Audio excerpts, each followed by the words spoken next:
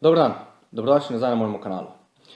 Danes si bomo šli pogledati eno študijo na hitrico, zaradi tega, ker je pregled literature, ki je pregledovala pomembnost mikrohranil za optimalen performance oziroma nasploh za zdravje človeškega organizma. Teda študija oziroma pregled literature mi je bil ful všeč, zaradi tega, ker podpre moj bias in sicer, da so kalorije oziroma da je vnos kalorij na dolgi rok manj pomemben od vnosa hranil na dnevni ravni.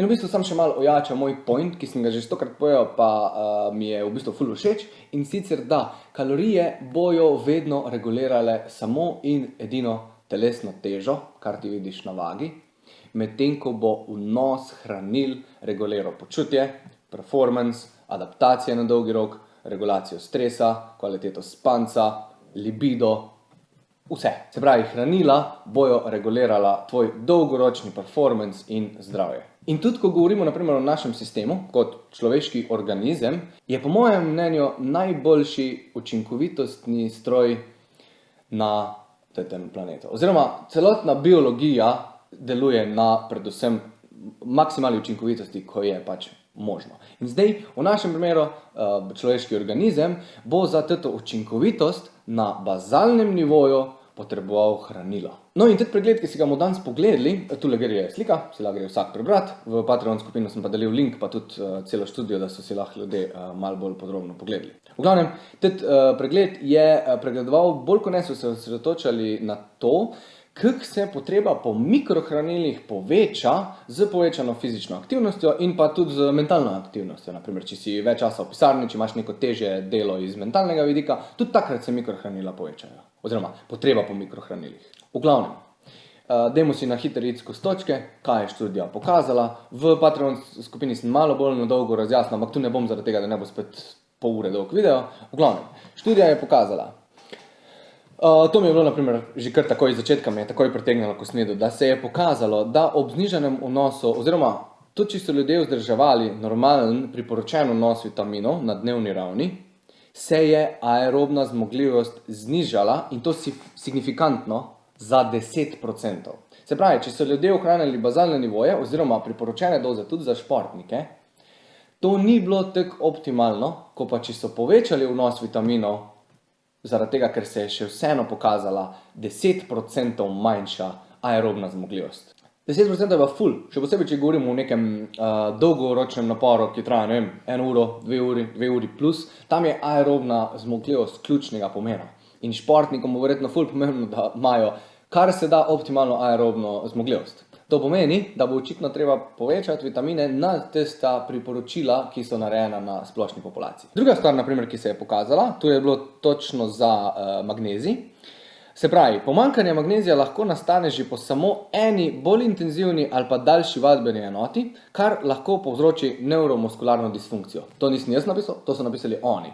Se pravi, tudi magnezij, ko kakao vsi ga dobimo dosti, če jemo čisto raznoliko. Prvo bo odvisno od absorpcije, drugo bo odvisno, katero obliko magnezija dobivaš, tretjo bo odvisno, kako tvoj gastrointestinalni trakt deluje, pa še milijon zadev bi lahko rekli. Se pravi, tudi če zadostiš potrebam po magneziju, bo ena višje intenzivna vadbena enota že naredila tako pomanjkanje magnezija oziroma toliko bo znižala vrednosti magnezija, da lahko na dolgi rok to povzroča nevromuskularno disfunkcijo.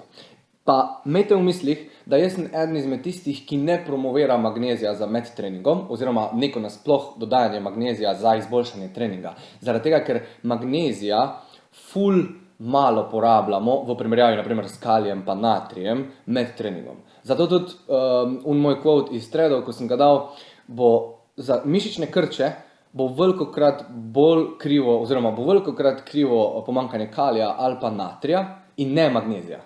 Magnezija, če imaš mišične krče, medtem ko sediš za mizo, pa ne delaš nič, pa imaš krč, takrat je verjetno problem v magneziju. Če imaš pa krč medtem ko delaš na treningu, takrat pa je verjetno problem v pomanjkanju kalija ali pa natrija, zaradi tega, ker magnezij se med treningom ful porablja v ful manjših količinah. Ampak še vseeno, očitno se tu kaže v tej študiji, da visokointenzivna vadbena enota toliko deplita magnezij v mišičnih tkivih, očitno okoli rdečih krvničk, da je pol lahko to povzročilo nevromuskularno disfunkcijo.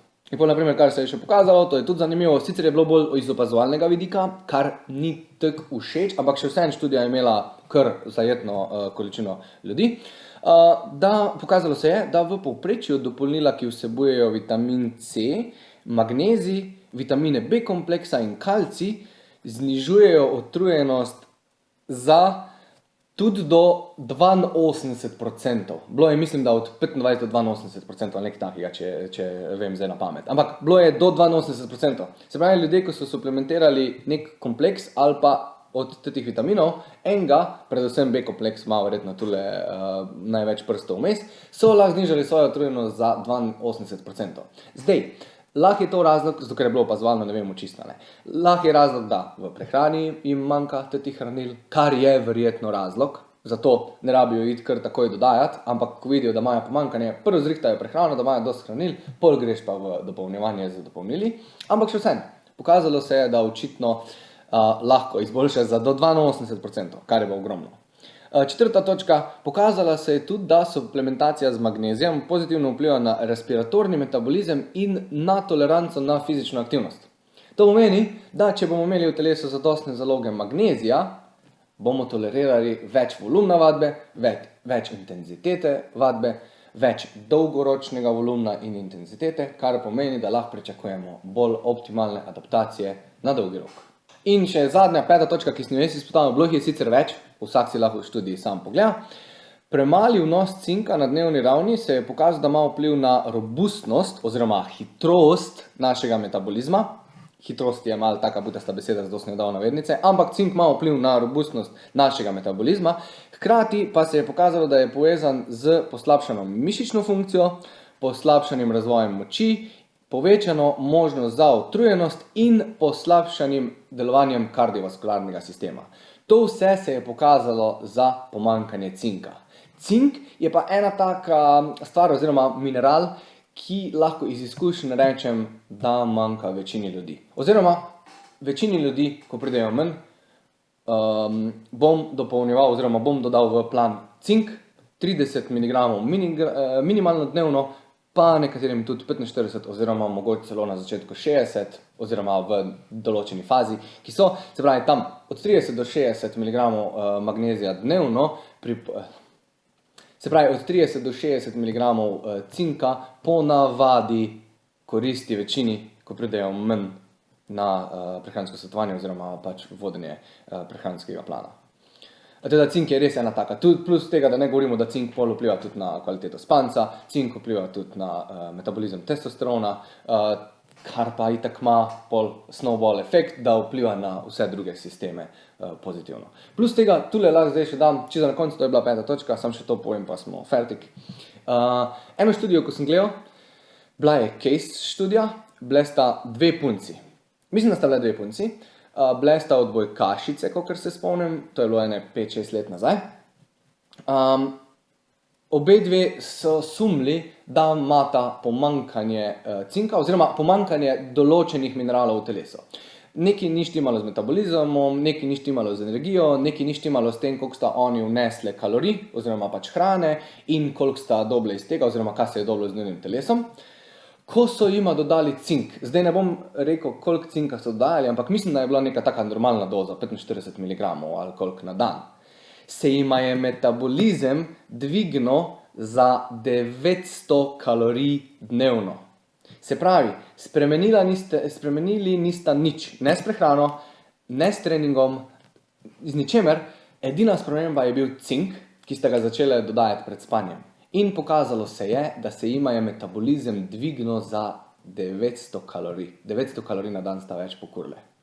Tako da očitno cink ima neke veze tudi z metabolizmom, ker vemo, da vpliva na ščitnico. To je v bistvu to.